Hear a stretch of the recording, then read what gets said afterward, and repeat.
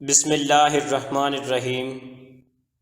سید ابو العلا مودودی رحمۃ اللہ علیہ کی کتاب خطبات کا آج ہم 7واں باب شروع کرنے جا رہے ہیں۔ اس باب کا عنوان ہے جہاد، اور اس میں ہم جن خطبات کا مطالعہ کریں گے وہ یہ ہیں۔ نمبر 1، اسلام کا مقصود حقیقی، اور نمبر 2، جہاد کی اہمیت۔ تو آئیے آج کے خطبے کا آغاز کرتے ہیں، جس کا عنوان ہے اسلام کا مقصود حقیقی۔ برادران اسلام، پچھلے خطبوں میں نے بار بار اس بات کی طرف اشارہ کیا ہے کہ یہ نماز، روزہ اور یہ حج اور زکوٰۃ، جنہیں اللہ تعالیٰ نے آپ پر فرض کیا ہے اور اسلام کا رکن قرار دیا ہے، یہ ساری چیزیں دوسرے مذہبوں کی عبادات کی طرح پوجا پاٹ اور نظر و نیاز اور جاترا کی طرح رسمیں نہیں ہیں کہ بس ان کو ادا کر دیں اور اللہ تعالیٰ آپ سے خوش ہو جائے، بلکہ دراصل یہ ایک بڑے مقصد کے لیے آپ کو تیار کرنے اور ایک بڑے کام کے لیے آپ کی تربیت کرنے کی خاطر فرض کی گئی ہیں۔ اب چونکہ میں اس تربیت اور اس تیاری کے ڈھنگ کو کافی تفصیل کے ساتھ بیان کر چکا ہوں، اس لیے وقت آ گیا ہے کہ آپ کو یہ بتایا جائے کہ وہ مقصد کیا ہے جس کے لیے یہ ساری تیاری ہے۔ مختصر الفاظ میں تو صرف اتنا کہہ دینا ہی کافی ہے کہ وہ مقصد انسان پر سے انسان کی حکومت مٹا کر خدائے واحد کی حکومت قائم کرنا ہے، اور اس مقصد کے لیے سر دھڑ کی بازی لگا دینے اور جان توڑ کوشش کرنے کا نام جہاد ہے۔ اور نماز، روزہ، حج، زکوٰۃ سب کے سب اسی کام کی تیاری کے لیے ہیں۔ لیکن چونکہ آپ لوگ مدت ہائے دراز سے اس مقصد کو اور اس کام کو بھول چکے ہیں، اور ساری عبادتیں آپ کے لیے محض تصوف بن کر رہ گئی ہیں، اس لیے میں سمجھتا ہوں کہ اس ذرا سے فکرے میں جو مطلب میں نے ادا کیا ہے، اسے آپ ایک معمے سے زیادہ کچھ نہ سمجھے ہوں گے۔ اچھا، تو آئیے اب میں آپ کے سامنے اس مقصد کی تشریح کروں۔ دنیا میں آپ جتنی خرابیاں دیکھتے ہیں، ان سب کی جڑ دراصل حکومت کی خرابی ہے۔ طاقت اور دولت حکومت کے ہاتھ میں ہوتی ہے، قانون حکومت بناتی ہے، انتظام کے سارے اختیارات حکومت کے قبضے میں ہوتے ہیں، پولیس اور فوج کا زور حکومت کے پاس ہوتا ہے۔ لہٰذا جو خرابی بھی لوگوں کی زندگی میں پھیلتی ہے، وہ یا تو خود حکومت کی پھیلائی ہوئی ہوتی ہے یا اس کی مدد سے پھیلتی ہے، کیونکہ کسی چیز کو پھیلنے کے لیے جس طاقت کی ضرورت ہوتی ہے وہ حکومت ہی کے پاس ہے۔ مثال کے طور پر آپ دیکھتے ہیں کہ زنا دھڑلے سے ہو رہا ہے اور اعلانیہ کوٹھوں پر یہ کاروبار جاری ہے۔ اس کی وجہ کیا ہے؟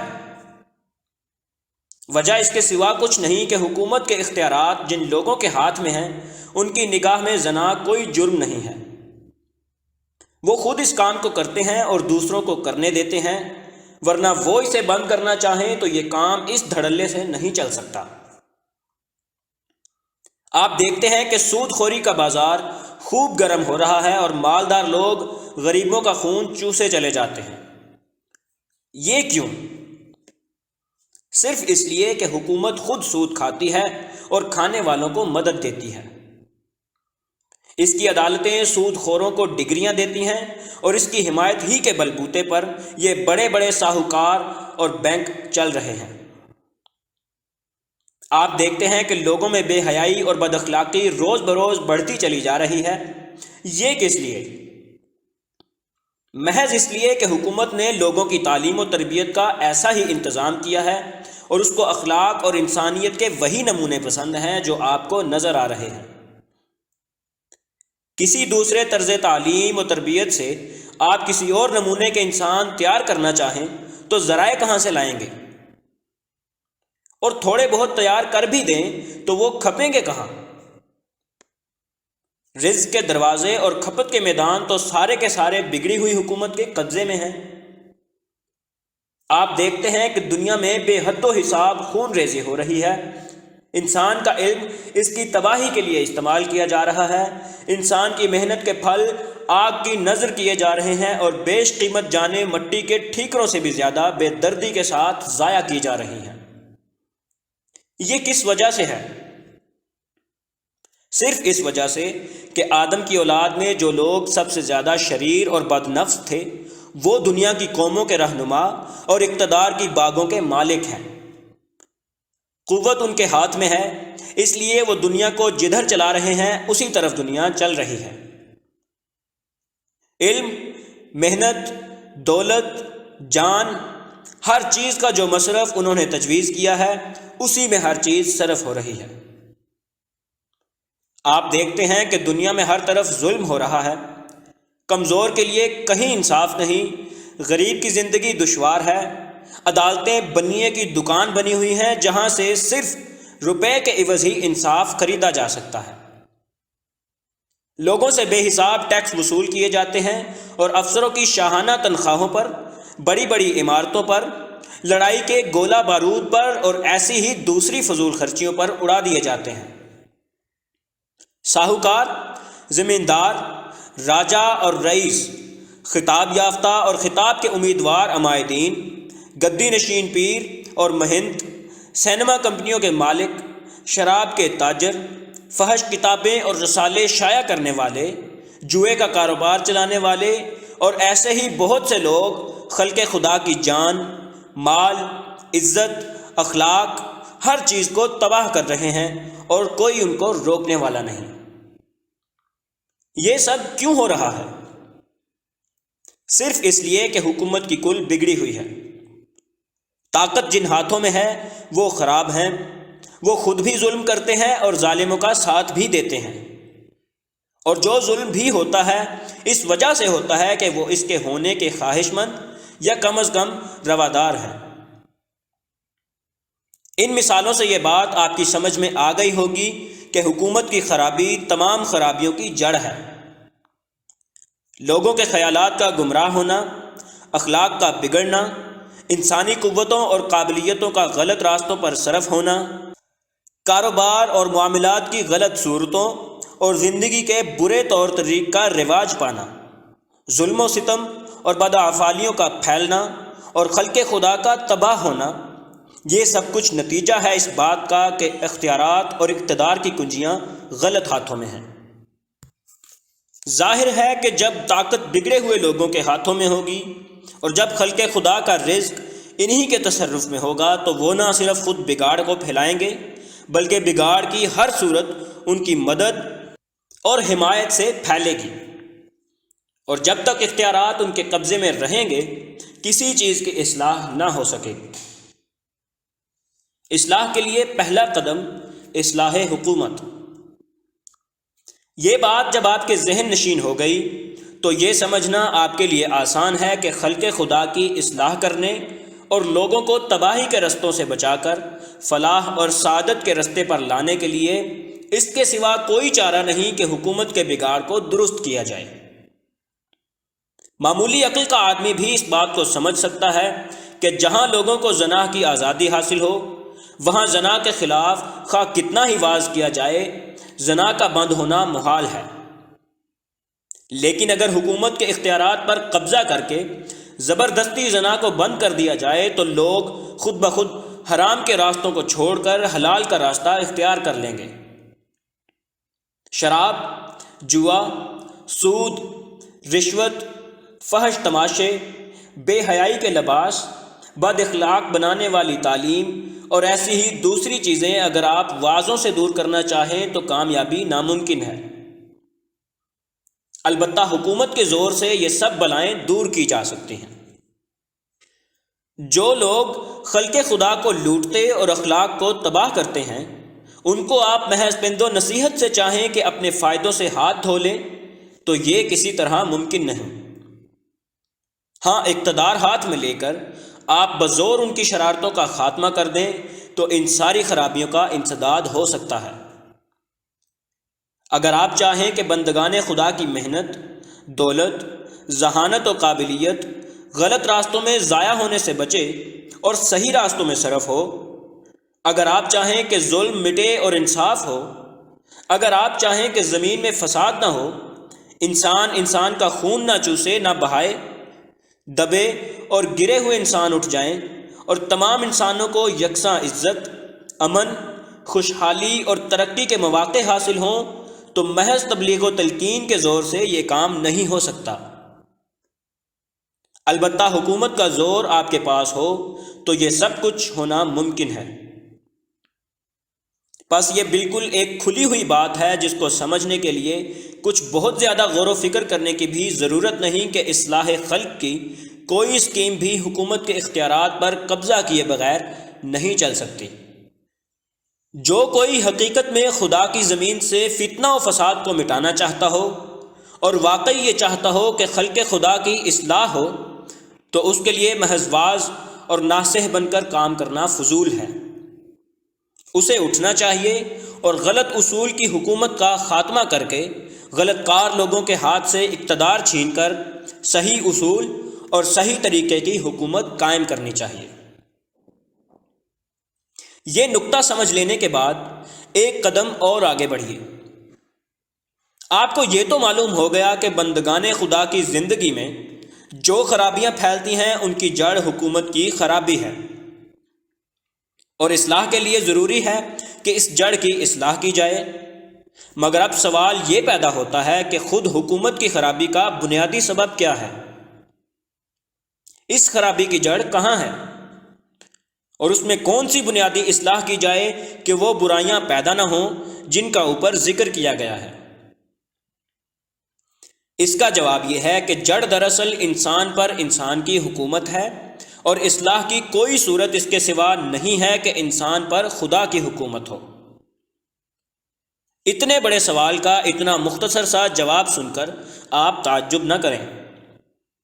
اس سوال کی تحقیق میں جتنا کھوج آپ لگائیں گے یہی جواب آپ کو ملے گا۔ ذرا غور کیجئے، یہ زمین جس پر آپ رہتے ہیں یہ خدا کی بنائی ہوئی ہے یا کسی اور کی؟ یہ انسان جو زمین پر بستے ہیں ان کو خدا نے پیدا کیا ہے یا کسی اور نے؟ یہ بے شمار اسباب زندگی جن پر سب انسان جی رہے ہیں انہیں خدا نے مہیا کیا ہے یا کسی اور نے؟ اگر ان سب سوالات کا جواب یہی ہے اور اس کے سوا کچھ نہیں کہ زمین اور انسان اور یہ تمام سامان خدا ہی کے پیدا کیے ہوئے ہیں، تو اس کے معنی یہ ہوئے کہ ملک خدا کا ہے، دولت خدا کی ہے اور رعیت بھی خدا کی ہے۔ پھر جب معاملہ یہ ہے تو آخر کوئی اس کا حقدار کیسے ہو گیا کہ خدا کی رعیت پر خدا کے ملک میں اپنا حکم چلائے؟ آخر یہ کس طرح صحیح ہو سکتا ہے کہ خدا کی رعیت پر خدا کے سوا کسی دوسرے کا قانون یا خود رعیت کا بنایا ہوا قانون ہو؟ ملک کسی کا ہو اور حکم دوسرے کا چلے، ملکیت کسی کی ہو اور مالک کوئی دوسرا بن جائے، رعیت کسی کی ہو اور اس پر فرما روائی دوسرا کرے۔ یہ بات آپ کی عقل کیسے قبول کر سکتی ہے؟ ایسا ہونا تو صریح حق کے خلاف ہے، اور چونکہ یہ حق کے خلاف ہے اس لیے جہاں کہیں اور جب کبھی ایسا ہوتا ہے نتیجہ برا ہی نکلتا ہے۔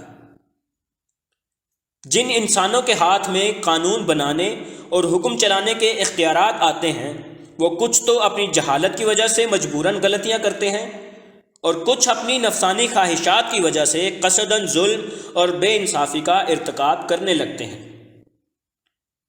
کیونکہ اول تو ان کے پاس اتنا علم ہی نہیں ہوتا کہ انسانی معاملات کو چلانے کے لیے صحیح قاعدے اور قانون بنا سکیں، اور پھر اس سے بھی زیادہ خطرناک بات یہ ہے کہ خدا کے خوف اور خدا کے سامنے جواب دہی سے غافل ہو کر لا محالہ و شتر بے مہار بن جاتے ہیں۔ ذرا سی عقل اس بات کو سمجھنے کے لیے کافی ہے کہ جو انسان خدا سے بے خوف ہو، جسے یہ فکر ہی نہ ہو کہ کسی کو حساب دینا ہے، جو اپنی جگہ یہ سمجھ رہا ہو کہ اوپر کوئی نہیں جو مجھ سے پوچھ گچھ کرنے والا ہو، وہ طاقت اور اختیارات پا کر شتر بے مہار نہ بنے گا تو اور کیا بنے گا؟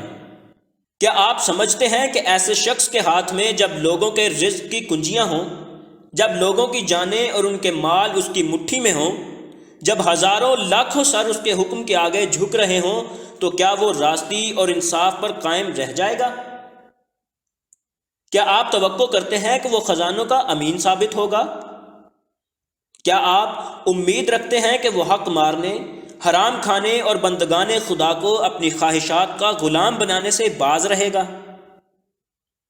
کیا آپ کے نزدیک یہ ممکن ہے کہ ایسا شخص خود بھی سیدھے راستے پر چلے اور دوسروں کو بھی سیدھا چلائے؟ ہرگز نہیں، ہرگز ہرگز نہیں۔ ایسا ہونا عقل کے خلاف ہے۔ ہزارہا برس کا تجربہ اس کے خلاف شہادت دیتا ہے۔ آج اپنی آنکھوں سے آپ خود دیکھ رہے ہیں کہ جو لوگ خدا سے بے خوف اور آخرت کی جواب دہی سے غافل ہیں، وہ اختیارات پا کر کس قدر ظالم، خائن اور بدراہ ہو جاتے ہیں۔ اصلاح کی بنیاد انسان پر خدا کی حکومت۔ لہذا حکومت کی بنیاد میں جس اصلاح کی ضرورت ہے وہ یہ ہے کہ انسان پر انسان کی حکومت نہ ہو بلکہ خدا کی حکومت ہو۔ اس حکومت کو چلانے والے خود مالک الملک نہ بنے بلکہ خدا کو بادشاہ تسلیم کر کے اس کے نائب اور امین کی حیثیت سے کام کریں، اور یہ سمجھتے ہوئے اپنے فرائض انجام دیں کہ آخر کار اس امانت کا حساب اس بادشاہ کو دینا ہے جو کھلے اور چھپے کا جاننے والا ہے۔ قانون اس خدا کی ہدایت پر مبنی ہو جو تمام حقیقتوں کا علم رکھتا ہے اور دانائی کا سرچشمہ ہے۔ اس قانون کو بدلنے یا اس میں ترمیم و تنسیخ کرنے کے اختیارات کسی کو نہ ہوں تاکہ وہ انسانوں کی جہالت یا خود غرضی اور ناروا خواہشات کے دخل پا جانے سے بگڑ نہ جائے۔ یہی وہ بنیادی اصلاح ہے جس کو اسلام جاری کرنا چاہتا ہے۔ جو لوگ خدا کو اپنا بادشاہ محض خیالی نہیں بلکہ واقعی بادشاہ تسلیم کر لیں اور اس قانون پر جو خدا نے اپنے نبی صلی اللہ علیہ وآلہ وسلم کے ذریعے سے بھیجا ہے ایمان لے آئیں، ان سے اسلام یہ مطالبہ کرتا ہے کہ وہ اپنے بادشاہ کے ملک میں اس کا قانون جاری کرنے کے لیے اٹھیں۔ اس کی رعیت میں سے جو لوگ باغی ہو گئے ہیں اور خود مالک الملک بن بیٹھے ہیں ان کا زور توڑ دیں اور اللہ کی رعیت کو دوسروں کی رعیت بننے سے بچائیں۔ اسلام کی نگاہ میں یہ بات ہرگز کافی نہیں ہے کہ تم نے خدا کو خدا اور اس کے قانون کو قانون برحق مان لیا۔ نہیں، اس کو ماننے کے ساتھ ہی آپ یہ فرض تم پر عائد ہو جاتا ہے کہ جہاں بھی تم ہو، جس سرزمین میں بھی تمہاری سکونت ہو، وہاں خلق خدا کی اصلاح کے لیے اٹھو، حکومت کے غلط اصول کو صحیح اصول سے بدلنے کی کوشش کرو۔ نا خدا ترس اور شتر بے مہار قسم کے لوگوں سے قانون سازی اور فرما روائی کا اقتدار چھین لو اور بندگان خدا کی رہنمائی اور سربراہ کاری اپنے ہاتھ میں لے کر خدا کے قانون کے مطابق آخرت کی جواب دہی اور ذمہ داری اور خدا کے عالم الغیب ہونے کا یقین رکھتے ہوئے حکومت کے معاملات انجام دو۔ اسی کوشش اور اسی جد و جہد کا نام جہاد ہے۔ حکومت ایک کٹھن راستہ، لیکن حکومت اور فرما روائی جیسی بد بلا ہے، ہر شخص اس کو جانتا ہے۔ اس کے حاصل ہونے کا خیال آتے ہی انسان کے اندر لالچ کے طوفان اٹھنے لگتے ہیں۔ خواہشات نفسانی یہ چاہتی ہیں کہ زمین کے خزانے اور خلق خدا کی گردنیں اپنے ہاتھ میں آئیں تو دل کھول کر خدائی کی جائے۔ حکومت کے اختیارات پر قبضہ کر لینا اتنا مشکل نہیں جتنا ان اختیارات کے ہاتھ میں آ جانے کے بعد خدا بننے سے بچنا اور بندہ خدا بن کر کام کرنا مشکل ہے۔ پھر بھلا فائدہ ہی کیا ہوا اگر فرعون کو ہٹا کر تم خود فرعون بن گئے؟ لہٰذا اس شدید آزمائش کے کام کی طرف بلانے سے پہلے اسلام تم کو اس کے لیے تیار کرنا ضروری سمجھتا ہے۔ تم کو حکومت کا دعویٰ لے کر اٹھنے اور دنیا سے لڑنے کا حق اس وقت تک ہرگز نہیں پہنچتا جب تک تمہارے دل سے خود غرضی اور نفسانیت نہ نکل جائے، جب تک تم میں اتنی پاک نفسی پیدا نہ ہو جائے کہ تمہاری لڑائی اپنی ذاتی یا قومی اغراض کے لیے نہ ہو بلکہ صرف اللہ کی رضا اور خلق اللہ کی اصلاح کے لیے ہو، اور جب تک تم میں یہ صلاحیت مستحکم نہ ہو جائے کہ حکومت پا کر تم اپنی خواہشات کی پیروی نہ کرو بلکہ خدا کے قانون کی پیروی پر ثابت قدم رہ سکو۔ محض یہ بات کہ تم کلمہ پڑھ کر اسلام میں داخل ہو گئے ہو تمہیں اس کا مستحق نہیں بنا دیتی کہ اسلام تمہیں خلق خدا پر ٹوٹ پڑنے کا حکم دے دے اور پھر تم خدا اور رسول کا نام لے لے کر وہی سب حرکتیں کرنے لگو جو خدا کے باغی اور ظالم لوگ کرتے ہیں۔ قبل اس کے کہ اتنی بڑی ذمہ داریوں کا بوجھ اٹھانے کے لیے تم کو حکم دیا جائے، اسلام یہ ضروری سمجھتا ہے کہ تم میں وہ طاقت پیدا کی جائے جس سے تم اس بوجھ کو سہار سکو۔ عبادات ایک تربیتی کورس ہیں۔ یہ نماز اور روزہ اور یہ زکوٰۃ اور حج دراصل اسی تیاری اور تربیت کے لیے ہیں، جس طرح تمام دنیا کی سلطنتیں اپنی فوج، پولیس اور سول سروس کے لیے آدمیوں کو پہلے خاص قسم کی ٹریننگ دیتی ہیں، پھر ان سے کام لیتی ہیں۔ اسی طرح اللہ کا دین ان تمام آدمیوں کو جو اس کی ملازمت میں بھرتی ہوں پہلے خاص طریقے سے تربیت دیتا ہے، پھر ان سے جہاد اور حکومت الہی کی خدمت لینا چاہتا ہے۔ فرق یہ ہے کہ دنیا کی سلطنتوں کو اپنے آدمیوں سے جو کام لینا ہوتا ہے اس میں اخلاق اور نیک نفسی اور خدا ترسی کی کوئی ضرورت نہیں ہوتی، اس لیے وہ انہیں صرف کاردان بنانے کی کوشش کرتی ہیں، خواہ وہ کیسے ہی زانی، شرابی، بے ایمان اور بد نفس ہوں۔ مگر دین الہی کو جو کام اپنے آدمیوں سے لینا ہے وہ چونکہ سارے کا سارا ہے ہی اخلاقی کام، اس لیے وہ انہیں کاردان بنانے سے زیادہ اہم اس بات کو سمجھتا ہے کہ انہیں خدا ترس اور نیک نفس بنائے۔ وہ ان میں اتنی طاقت پیدا کرنا چاہتا ہے کہ جب وہ زمین میں خدا کی خلافت قائم کرنے کا دعویٰ لے کر اٹھیں تو اپنے دعوے کو سچا کر کے دکھا سکیں۔ وہ لڑیں تو اس لیے نہ لڑیں کہ انہیں خود اپنے واسطے مال و دولت اور زمین درکار ہے، بلکہ ان کے عمل سے ثابت ہو جائے کہ ان کی لڑائی خالص خدا کی رضا کے لیے اور اس کے بندوں کی فلاح و بہبود کے لیے ہے۔ وہ فتح پائیں تو متکبر و سرکش نہ ہوں، بلکہ ان کے سر خدا کے آگے جھکے ہوئے ہوں۔ وہ حاکم بنیں تو لوگوں کو اپنا غلام نہ بنائیں، بلکہ خود بھی خدا کے غلام بن کر رہیں اور دوسروں کو بھی خدا کے سوا کسی کا غلام نہ رہنے دیں۔ وہ زمین کے خزانوں پر قابض ہوں تو اپنی یا اپنے خاندان والوں یا اپنی قوم کے لوگوں کی جیبیں نہ بھرنے لگیں، بلکہ خدا کے رزق کو اس کے بندوں پر انصاف کے ساتھ تقسیم کریں اور ایک سچے امانت دار کی طرح یہ سمجھتے ہوئے کام کریں کہ کوئی آنکھ ہمیں ہر حال میں دیکھ رہی ہے اور اوپر کوئی ہے جسے ہم کو ایک ایک پائی کا حساب دینا ہے۔ اس تربیت کے لیے ان عبادتوں کے سوا اور کوئی دوسرا طریقہ ممکن ہی نہیں ہے۔ اور جب اسلام اس طرح اپنے آدمیوں کو تیار کر لیتا ہے تب وہ ان سے کہتا ہے کہ ہاں، اب تم روئے زمین پر خدا کے سب سے زیادہ صالح بندے ہو، لہٰذا آگے بڑھو، لڑ کر خدا کے باغیوں کو حکومت سے بے دخل کر دو اور خلافت کے اختیارات اپنے ہاتھ میں لے لو۔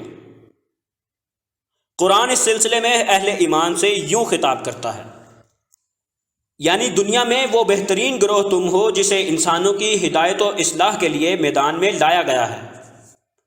تم نیکی کا حکم دیتے ہو، بدی سے روکتے ہو اور اللہ پر ایمان رکھتے ہو۔ خدا شناس حکومت کی برکات۔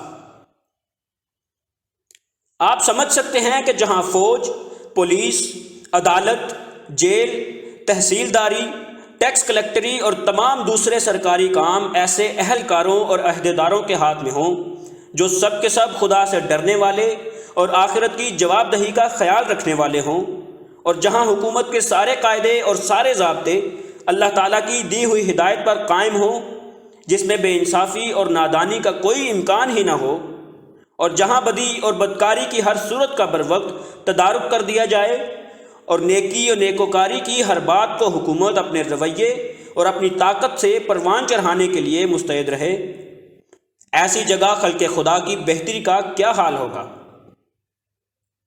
پھر آپ ذرا غور کریں تو یہ بات بھی آسانی کے ساتھ آپ کی سمجھ میں آ جائے گی کہ ایسی حکومت جب کچھ مدت تک کام کر کے لوگوں کی بگڑی ہوئی عادتوں کو درست کر دے گی، جب وہ حرام خوری، ظلم، بدکاری، بے حیائی اور بد اخلاقی کے سارے رستے بند کر دے گی، جب وہ غلط قسم کی تعلیم و تربیت کا انسداد کر کے صحیح تعلیم و تربیت سے لوگوں کے خیالات ٹھیک کر دے گی، اور جب اس کے ماتحت عدل و انصاف، امن و امان اور نیک اتواری و خوش اخلاقی کی پاک صاف فضا میں لوگوں کو زندگی بسر کرنے کا موقع ملے گا تو وہ آنکھیں جو بدکار اور ناخدا ترس لوگوں کی سرداری میں مدت ہائے دراز تک رہنے کی وجہ سے اندھی ہو گئی تھیں، رفتہ رفتہ خود ہی حق کو دیکھنے اور پہچاننے کے قابل ہو جائیں گی۔